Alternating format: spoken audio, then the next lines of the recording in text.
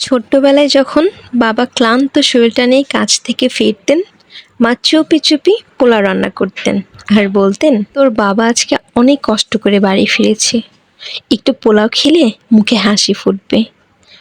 আজ আমি অনেক বড় হয়ে গিয়েছি, বাবা আর নেই আমাদের মাঝে, কিন্তু মাঝে মাঝে মায়ের সেই রান্নাঘরে কোনায় দাঁড়িয়ে পোলাও রান্না করি।